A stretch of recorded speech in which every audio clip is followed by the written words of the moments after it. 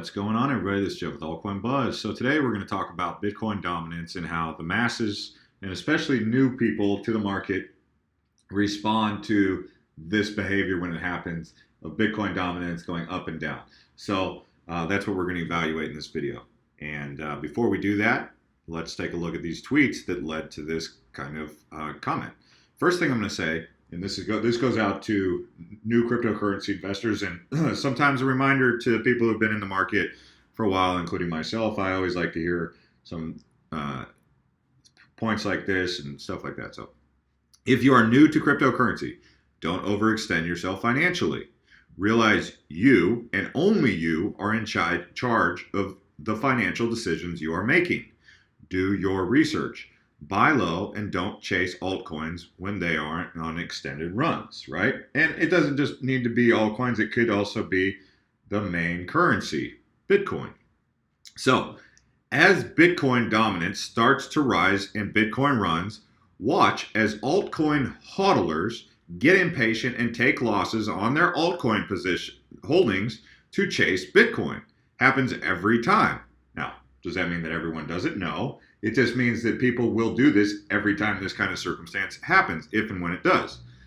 Then when Bitcoin dominance retraces, they will chase altcoins, and we're saying patience here will be rewarded. So do we know for a fact that Bitcoin's getting ready to run? No. But what we do know is historically, this Bitcoin dominance figure has changed dependent on times, right? So if we just go in here, some comments that have been made, you can read them. People are saying, as a newbie to crypto, what is the recommended approach to avoid chasing Bitcoin? Buy low, don't FOMO.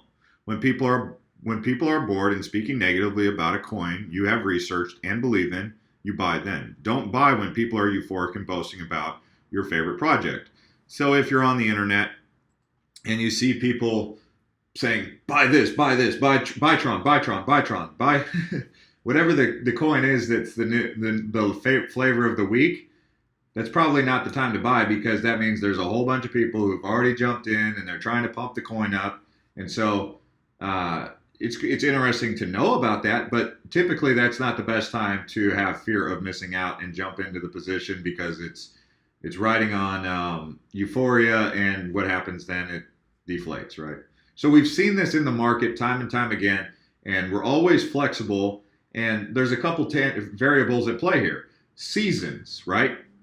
There's 4 quarters in a year in the fiscal year, or in any year, not necessarily fiscal, because fiscal ends at the end of September, but 4 quarters in a year: Q1, Q2, Q3, Q4. Q4 was a big moment in time for cryptocurrency this last year.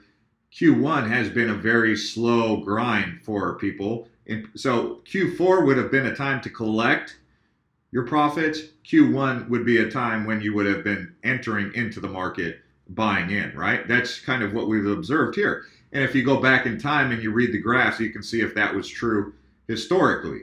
And it may or may not be, because things change, and that's why the importance on flexibility and patience comes into the dynamic here. So another thing I want to point out before I get into this even further is Altcoin Buzz ladies, they're pumping. They're cranking them out. 366 subscribers. They're getting almost 3,000 views on the channel so far. And the first video was posted 3 days ago by Sarah. And we have Renee's posted. And we also have Corey's posted. We have a video coming out from Haley. And Candace is behind the scenes doing a great job with this. So Altcoin Buzz ladies, shout out to them. So let's go back to this. Moving forward, what do we have to look forward to with this Bitcoin dominance, right? So it's at 39%. Well, if we just drill down here, we can see that recently Bitcoin dominance was around 35%, 33% on January 15th. That was when altcoins were really strong against Bitcoin. But when did we see this before? We saw Bitcoin at 38% back in June. Then in November 3rd, it went up to 61%. But before, so you could see these swings happen over the span of 2 to 3 months, sometimes 4 months, where it just goes, at this point, Bitcoin was 84% of the market. Then it goes to, 37%, and that's from March until June, right? Then from June, it starts to climb all the way to its peak in December and then just retraces. And what happens typically in this time is when Bitcoin's going up, everyone's like, Bitcoin's the godfather, it's the best coin around. And then when it goes down, it's like Bitcoin's getting replaced, the flippening is happening, Bitcoin is an SHIT coin. I'm telling you, man, I've seen so many people call Bitcoin an SHIT coin, and I'm like, what? I mean, it's crazy. But this is the kind of mass hysteria we get when. So when Bitcoin's going up, everyone's like, get me into Bitcoin. Bitcoin's the only coin I want to be in. Altcoins suck. They're SHIT coins. And then when Bitcoin reaches its peak, everyone's like, oh yeah, I'm into Bitcoin. And then when it pulls back, they're like, oh, Bitcoin is an SHIT coin. So you guys have seen it. It's not like I'm the only one, the first reporter to announce this, right? But that's just the general idea that happens when you get, especially newbies, into the market. For a lot of you veterans who've been into this, you're like, yeah, I know. I'm glad someone's talking about this, because you see it happen every time. So what I'm suggesting is, right now, the altcoins could kind of go stagnant, and some people are going to exit. They're going to take losses on their altcoin positions to go chase Bitcoin if it does go up. And where does this if come from? Well, the cycle, right? So it hits, then it pulls back, and then it goes up, and then it goes down, and then it goes up, and then it goes down, and then it goes up, right? So my anticipation would be that Bitcoin is getting ready to run up. Altcoins are going to kind of go stagnant for a while. I don't know how long that's going to take, but new money is going to enter the market. And and typically what drives the Bitcoin dominance and this up is all of the people who've been on the sidelines, the people who watch Ellen and the people who watch, CNBC and CNN. They hear about Bitcoin for the first time, and that's all they know. They're like, Bitcoin. Do you know about Bitcoin? They don't say, do you know about Tron? Do you know about Ripple? Some of them maybe hear about Ripple here and there, or Ethereum, but they don't hear about VeChain or Wabi or anything like that. So their entrance into the market is Bitcoin. Then they say, where do I get Bitcoin? Then they go on to CoinMarketCap, or not on CoinMarketCap, Coinbase. And on Coinbase, they see that they have these alternatives to buy Ethereum, Bitcoin Cash, Litecoin, and the big one, Bitcoin. And they're like, well, why would I buy one Bitcoin?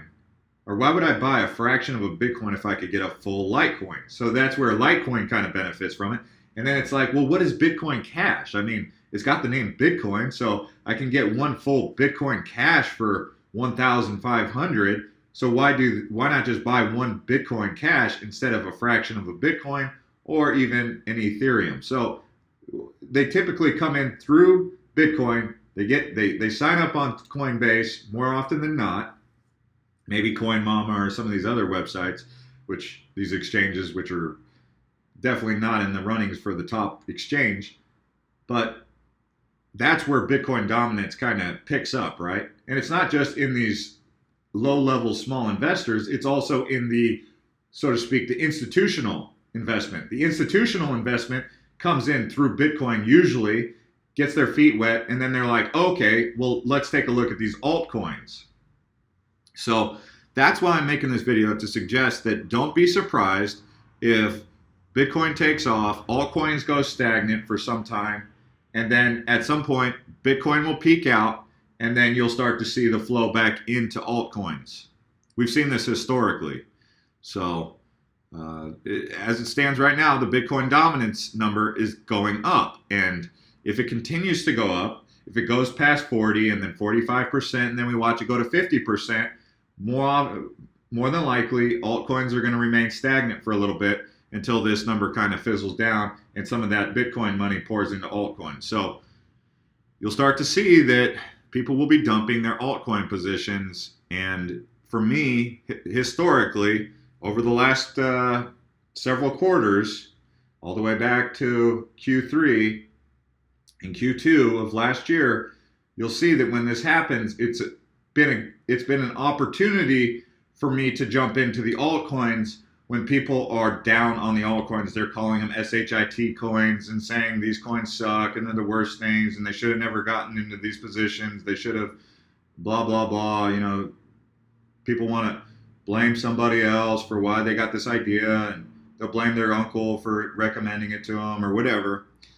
And then they'll FOMO into the Bitcoin, try to buy into the Bitcoin, exit their position, and next thing you know, Bitcoin starts to pull back. Bitcoin becomes an SHIT coin. Then they want to get into the next hot altcoin. So what I'm saying is when people are FOMOing into Bitcoin, I'm looking to FOMO into altcoin positions, the ones that I've done my research on and the ones that I believe are strong projects. And we can take a look at that as time goes by. So thank you to everyone who's been liking these videos, because when you like the video, it encourages me to keep making the videos. So if you want me to keep making videos, keep giving me a like, showing me that you like it. Also, thank you to everyone who's been subscribing to this channel and turning on the bell to get notified when videos like this drop, and also keeping up with us on Twitter at AltcoinBuzzIO and Instagram, and even the Altcoin Buzz ladies. We'll see you guys next time. This is Jeff with Altcoin Buzz.